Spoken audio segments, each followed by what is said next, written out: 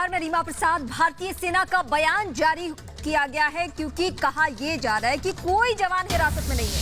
इस तरह की खबरें निराधार है। चीन से झड़प को लेकर बयान जारी किया गया है क्योंकि इस तरीके की अफवाह फैल गई थी पिछले दिनों। वो तस्वीरें भी आपको याद होंगी, लेकिन अब ये महत्वपूर्ण जानकारी, कोई जवान हिरासत में नहीं। तो स्थिति को स्पष्ट करने के लिए भारतीय सेना की तरफ से ये स्टेटमेंट जारी किया गया है। श्रवण सेन हमारे साथ इस वक्त जुड़े हुए हैं। श्रवण, क्या कहा गया है भारतीय सेना की तरफ से दिए गए बयान में?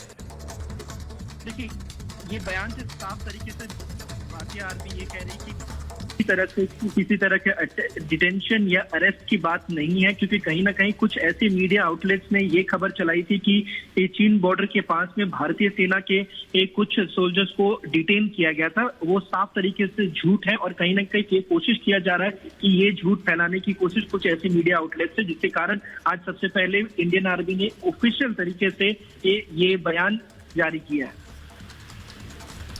तो शुक्रिया आपका श्रवण में जुड़ने के लिए और जानकारी पहुंचाने के लिए। तो जो हिरासत की जितनी खबरें थी वो तमाम खबरें निराधार हैं।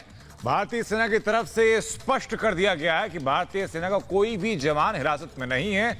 चीन से झड़प को लेकर के ये अफवाह फैलाई गई थी और अब इस बात को स्पष्ट कर दिया गया है भारतीय सेना की तरफ से कि कोई भी जवान हिरासत में नहीं है। ये जो तमाम अफवाहें फैलाई गई थी राष्ट्र हित को ठेस पहुंचाने वाली या जवानों की गिरफ्तारी वाली, ये तमाम खबरें गलत हैं। ऐसा कुछ नहीं है। चीन की तनातनी पर सेना की तरफ से बयान देकर स्थिति स्पष्ट कर दी गई है, हालात साफ कर दिए गए हैं। तो चीन से तनातनी की स्थिति लगातार बरकरार है, लेकिन इस बीच जो अफवाहें थी उसको खारिज कर दिया है सेना की तरफ से। ये बयान जारी करके पब्लिक फोरम में ये बातें रखी गई है कि कोई भी जवान हिरासत में नहीं है। लेकिन इस बीच हुआ क्या है ये भी हम आपको लगातार तस्वीरों के जरिए बताते रहे हैं। पिछले दिनों भी झड़प की तस्वीरें सबके सामने थी क्योंकि चौतरफा घिरता हुआ चीन लगातार भारत की सीमा में दखल देने की कोशिश कर रहा है। ये वही तस्वीरें हैं और इससे पहले 2017 में भी दरअसल ऐसा वाकया पेश आया था। वो तस्वीरें भी आपके सामने है। एक एक कर वो तमाम तस्वीरें हम आपके सामने रख रहे हैं। जब जब चीन के साथ सीमा विवाद हुआ है और तब तक चीन का क्या रुख रहा है, लेकिन भारतीय सेना लगातार मुस्तैद है। वो इतनी तैयारी के साथ है कि वो उसको आंख दिखा सके।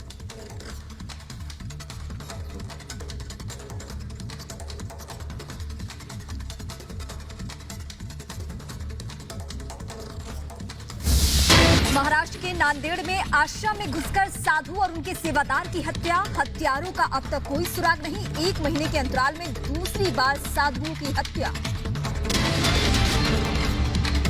मायावती ने कांग्रेस और बीजेपी दोनों पर साधा निशाना, कहा प्रवासी मजदूरों की दयनीय हालत के लिए दोनों पार्टियां जिम्मेदार। बीजेपी के साथ मिलकर चुनाव लड़ने से किया इनकार। उद्धव ठाकरे ने कहा महाराष्ट्र में कोरोना मरीजों की संख्या में तेजी से इजाफा। लोगों से लॉकडाउन में घर पर ही ईद मनाने की अपील की। देश में कोरोना मरीजों की संख्या 1,31,000 के पार। 24 घंटे में 6,767 नए मरीज, 147 की मौत, 54,000 से ज्यादा मरीज हुए ठीक। दिल्ली में 24 घंटे में कोरोना के 508 नए मरीजों की कुल संख्या 13,000 के पार। अब तक 261 लोगों की जान जा चुकी है। और महाराष्ट्र में 24 घंटे में 87 पुलिसकर्मी कोरोना संक्रमित। अब तक 1758 पुलिसकर्मी कोरोना के शिकार, 18 की जान गई।